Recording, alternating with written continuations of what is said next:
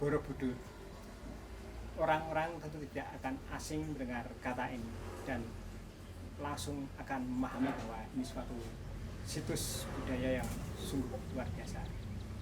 Saya salah satu anak Borobudur yang beruntung karena terlahir di tempat yang sungguh luar biasa ini. Sekitar tahun 69 tahun lalu saya dilahirkan di tanah kelahiran saya yang benar-benar berada di sebelah timur Candi Borobudur, yang waktu itu menjadi gerbang untuk menuju ke Candi Borobudur. Di masa kecil, setelah usia sekitar 4-5 tahun, saya masih ingat ketika diajak kakak-kakak saya berputar berkeliling di sekitar candi, di perengan candi, kemudian juga di sebuah gundukan tanah di sebelah tenggara Candi Borobudur yang kebetulan menjadi makam leluhur, termasuk leluhur dari keluarga besar kami. Itu sebelum tahun 75. Kemudian tahun 75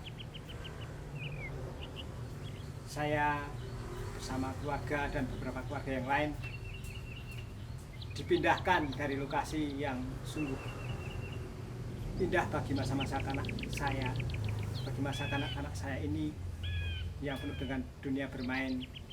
Di situ saya bisa berlarian, pelosotan, bermain daun jati yang ada di Bukit Jaten yang berada di sebelah Candi Borobudur persis.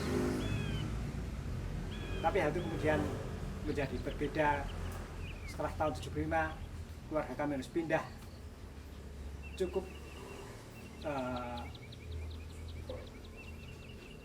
sementara tidak terlalu jauh lah dari Candi Borobudur.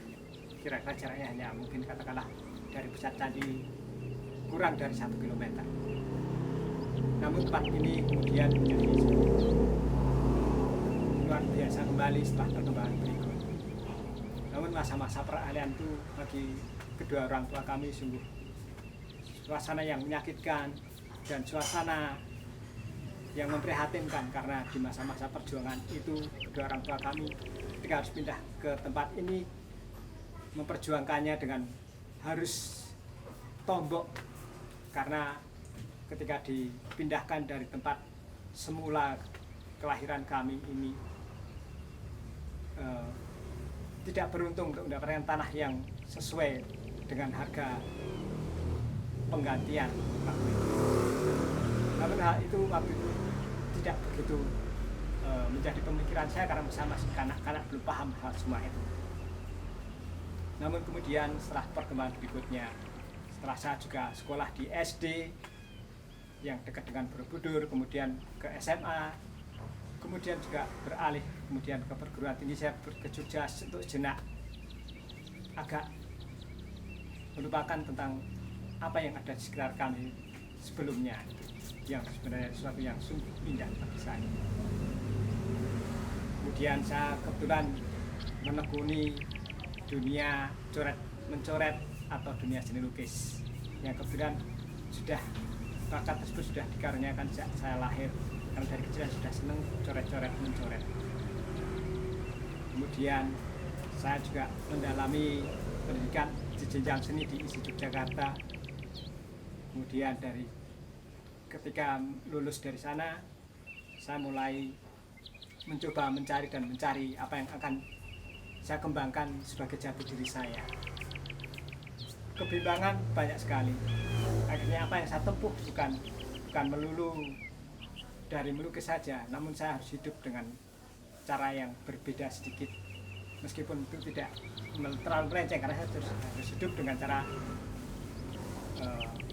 menjadi seorang guru les privat dari pintu ke rumah, dari kota Magelang, Paraan, Temanggung sampai ke Jogja bahkan. Dan itu pun saya jalani dengan eh, senang hati karena saya masih beruntung masih bisa mengembangkan dengan bakat-bakat saya. Kemudian dalam proses melukis itu akhirnya saya dalam perjalanan ditemukan kembali dengan seseorang yang akhirnya saya mulai menekuni kembali untuk total melukis. Kemudian dalam melukis itu saya juga sering kesana kemari untuk on the spot melukis, mencari objek-objek yang cukup menarik sekaligus untuk pengembangan teknik-teknik yang ingin saya kerjakan dalam dunia seni lukis ini. Kemudian dalam proses berikutnya kami akhirnya menyadari bahwa ternyata apa yang ada di sekitar saya ketika masa kecil itu menjadi benang merah bagi saya. Saya menemukan objek yang benar-benar menjadi jati diri saya, yaitu dengan menemukan objek daun-daun jati yang ketika masa kecil itu saya bermain di daerah Jaten, tempat makam leluhur kami. Daun-daun itu yang sungguh artistik saya temukan saat ini. Setelah dewasa saya baru sadar bahwa ternyata dulu masa kecil saya ini ternyata membawa hikmah dari permainan daun ini. Akhirnya di dewasa ini saya juga bermain-main dengan daun jati dengan sebagai objek lukisan saya. Meskipun akhirnya perkembangan berikutnya dengan bentuk yang macam-macam bisa gabungkan dan menjadi sesuatu yang berkreasi, bervariasi. Saya adalah Sweetben Kusarwoko yang tinggal di Borobudur, tepatnya di Jalan Bodrawati nomor 10 Borobudur. Sangat menyukai lukisan-lukisan yang sangat detail dengan objek utama daun jati, dan perkembangannya juga ternyata setelah proses-proses melalui perjalanan yang panjang, akhirnya saya juga terbawa kembali untuk menengok kembali ke tanah air saya dengan apa yang ada, objek yang menarik berupa candi yang menjadi sumber inspirasi. Saya dari situ menyadari ketika saya berproses masa-masa pengembangan dengan on the spot mengangkat objek-objek relief itu ternyata semakin lama semakin menarik dan semakin mendalam ke hati saya, dan itu menjadi energi bagi saya untuk tetap berkarya. Beberapa waktu yang lalu ketika saya melukis on the spot dengan menggunakan kanvas, namun saya menggunakan cat air sebagai medianya, saya mengangkat objek berupa pohon yang berada di Vihara Candi Mendut. Pada saat itu sungguh suatu pengalaman yang luar biasa bagi saya, karena setelah saya mendapatkan izin untuk melukis tempat tersebut, saya menemukan objek berupa pohon sala yang menurut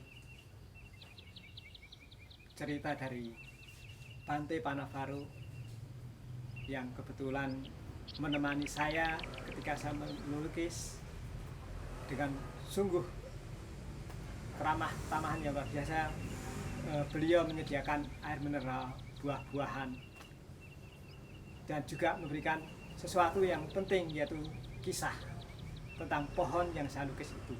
Pohon itu adalah pohon sala. Lalu di depannya ada sebuah stupa yang memiliki bentuk yang sangat unik, berbeda dengan Borobudur, tapi memang itu ciri khas juga stupa Buddhism.